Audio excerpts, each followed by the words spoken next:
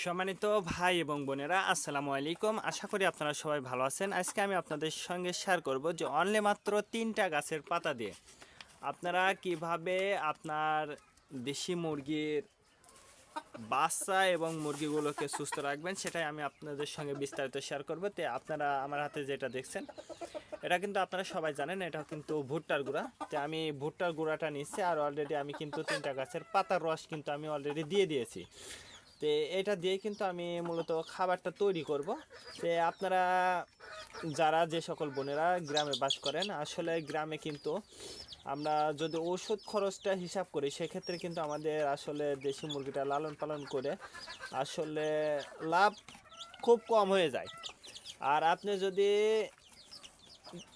গাছের পাতা দিয়ে যদি চিকিৎসা করেন, সেক্ষেত্রে কিন্তু আপনার লাভাংশটা বেশি হবে। তার কারণ আমরা কিন্তু মুরগিটা পালন করি দীর্ঘমেয়াদী বা দীর্ঘ পরিকল্পনা মাফিক। এই জন্য তো সেক্ষেত্রে আমাদেরকে কিন্তু অবশ্যই কিছু নিয়ম পদ্ধতি মেনে চলতে হবে, এবং সর্ব অবস্থায় মুরগিকে সুস্থ রাখার জন্য অবশ্যই আমাদেরকে কিছু গাছের পাতা কিন্তু দিতেই হবে। যদি আমরা গাছের পাতা দিয়ে আমাদের মুরগিগুলোকে সুস্থ রাখতে পারি, তাহলে ইনশাল্লাহ আমাদের মুরগিগুলো সুস্থ থাকবে কিন্তু সারা বছর। আর আপনি যদি ওষুধ দিয়ে আপনি মুরগিগুলো যদি সুস্থ রাখতে চান, সেক্ষেত্রে কিন্তু আপনার মুরগির বিভিন্ন রোগের সংক্রমণ, নতুন নতুন রোগের সংক্রমণটা কিন্তু দেখা দেবে। যদি বলেন কিভাবে, তার কারণ অ্যান্টিবায়োটিক ওষুধটা যদি আপনারা আপনার মুরগিকে দেন, অ্যান্টিবায়োটিক ওষুধটা যদি আপনারা আপনার মুরগিকে দেন, সেক্ষেত্রে কিন্তু আপনার মুরগির ওজন কমে যাবে। প্রথম কথাই হচ্ছে আপনার মুরগির ওজনটা কমে যাবে। তারপরে যে সমস্যাটা হবে সেটা হচ্ছে আপনার মুরগির, যদি ডিমের মুরগি হয় বা ডিম পারতেছে বা মুরগি এই রকম ডিম পারবে, এই রকম হইলে কিন্তু আসলে মুরগিটা কিন্তু ডিম পারবে না, ডিমের সমস্যা হবে। এক্ষেত্রে কিন্তু মুরগির ডিমের সমস্যা হবে। এই জন্য অবশ্যই অ্যান্টিবায়োটিক খাওয়ালে কিন্তু ক্ষতিটাই বেশি। তারপরে আপনার অ্যান্টিবায়োটিকের দিয়ে যদি আপনি মুরগিটা সুস্থ করেন, তাহলে কিন্তু ওই মুরগি যদি বেশি জীবাণুর সমস্যা বা রোগের কারণে যদি আপনি এই মুরগিগুলোকে যদি অ্যান্টিবায়োটিক খাওয়ান, সেক্ষেত্রে কিন্তু আপনার মুরগিটা বড় হয়ে গেলে দেখবেন যে তেল এসে যাবে এবং মুরগিটা কিন্তু ডিম পারবে কম। এই রকম সমস্যার সম্মুখীন কিন্তু আপনাকে হতে হবে। আর যদি আপনি গাছের পাতা দিয়ে যদি আপনারা সঠিক নিয়মে সঠিক পদ্ধতিতে যদি আপনারা পাতা দিয়ে চিকিৎসা করতে পারেন, সেক্ষেত্রে দেখবেন যে ইনশাল্লাহ আপনার মুরগির কোনো ধরনের সমস্যা হবে না, এবং আপনার মুরগির গ্রোথ ঠিক থাকবে এবং ওজনটাও কিন্তু ঠিক থাকবে। তে আমরা কিন্তু আসলে গ্রামে বাস করি। তে গ্রামে কিন্তু আসলে ওষুধ আমরা দিতে চাই না। এই জন্য কিন্তু আসলে আমি যেভাবে মুরগিগুলো পালন করি আর কি, আমরা কিন্তু গাছের পাতা দিয়ে মূলত কিন্তু মুরগিগুলো পালন করে থাকি। তো এই পদ্ধতিটা আপনারা যদি করতে পারেন বা এই পদ্ধতির আলোকে যদি আপনারা একটা খামার করতে পারেন, দেখবেন যে ইনশাল্লাহ আপনার খামারটা কিছুদিনের মধ্যেই কিন্তু বড় আকার ধারণ করবে। বিশেষ করে যে সকল নতুন উদ্যোক্তা আসতে চাচ্ছেন এই দেশি মুরগির সেক্টরে, যে সকল বোনেরা গৃহিণী এবং যে সকল ভাইরা আপনারা যারা অনার্স লেভেলে পড়াশোনা করতেছেন বা একটা খামার করার পরিকল্পনা করতেছেন, আপনারা যে বয়সী হন না কেন, তার কারণ দেশি মুরগিটা যদি আপনারা ছেড়ে দিয়ে মুরগিটা পালন করতে চান বা করতে পারবেন খুব সহজে, অল্প টাকার মধ্যেই কিন্তু আপনারা একটা খামার করতে পারবেন, এবং এই খামারটা দিয়েই কিন্তু আপনারা ভবিষ্যতে কিন্তু বড় পরিসরে একটা খামার করার পরিকল্পনা করতে পারবেন ইনশাল্লাহ। তো চলুন কোন 3টা গাছের পাতা দিয়ে আমরা আমাদের দেশি মুরগির বাচ্চাগুলোকে সুস্থ করছি। আলহামদুলিল্লাহ, আপনারা জানেন যে আমরা কিন্তু একটা খামারের পাশাপাশি, অর্থাৎ আমাদের দেশি মুরগি পালনের পাশাপাশি আমরা যে দেশি মুরগির যে লিটারটা অর্থাৎ মলমূত্র আছে, সেইগুলো দিয়ে কিন্তু আমরা একটা ছোট্ট পরিসরে আমরা একটা কৃষি বাগান করেছি। তো এই জায়গায় আমরা কিছু গাছ লাগাইছিলাম, আপনারা অনেকেই জানেন, কিন্তু আমরা গাছ লাগাইছিলাম। তো আলহামদুলিল্লাহ সেই গাছের কিন্তু ফল কিন্তু আমরা এখন পাচ্ছি। আপনারা জানেন, আপনারা যারা শুরু থেকে আমাদের এই ভিডিওটা দেখছেন, অবশ্যই আপনারা জানেন যে আমি কিন্তু কিছু গাছ লাগাইছিলাম। তো সম্পূর্ণ মুরগির যে লিটারটা ওইটা ব্যবহার করেই কিন্তু আমরা আসলে এই গাছগুলো লাগাইছিলাম। তে আমাদের জায়গাটা অল্প সংকট থাকার কারণে কিন্তু আমরা 2টা টমেটোর গাছ লাগাইছিলাম। তো এই জায়গা একটা টমেটোর গাছ, আর এই জায়গা এই গাছের জাতটা ভিন্নতা হওয়ার কারণে গাছটা অনেক বড় হয়েছে। গাছটা অনেক বড় হয়েছে, দেখুন এটা কতগুলো টমেটো একসঙ্গে ধরছে। তো আলহামদুলিল্লাহ আমাদের টমেটোগুলো কিন্তু এই রমজান মাসে কিন্তু আমরা এটা কিন্তু এখন খেতে পারতেছি।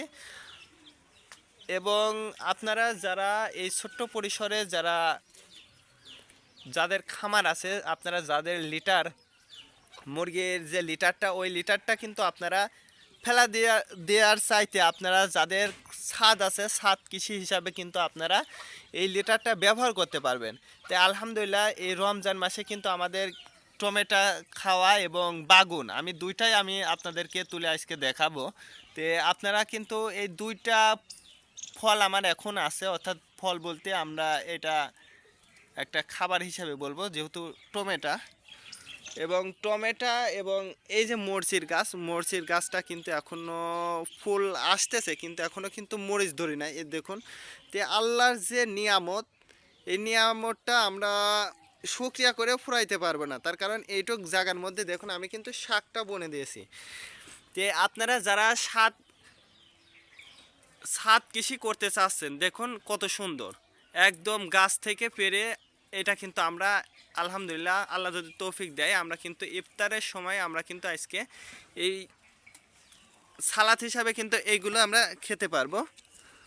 তে আপনারা যাদের ছাদ কৃষি করার ইচ্ছা আছে, বা আপনাদের যদি বাসাতে জমি থাকে, তে স্বল্প ঘরের পিছনে হোক, যেভাবে হোক আপনারা টব ব্যবহার করে বা যেভাবেই হোক না কেন, আপনারা কিন্তু একটা খামার করতে পারবেন। বা একটা ছোট খামারের পাশাপাশি কিন্তু আপনারা ছোট একটা ড্রামের মধ্যেও যদি আপনারা এই গাছগুলো লাগাইতে পারেন, এই ছোট্ট পরিসরে গাছগুলো লাগাইতে পারেন, ইনশাল্লাহ আপনাদের দেখবেন যে খুব সুন্দর একটা বাগান হবে। তো আমি কিন্তু এই পাশে দেখেন ড্রাগন গাছটা লাগাইছিলাম, আর এই দেখেন বেগুন গাছ, যেটা আমরা বেগুন গাছটা অনেক আগে লাগাইছিলাম। তো দেখুন আলহামদুলিল্লাহ বেগুন কিন্তু আমাদেরকে ধরেছে।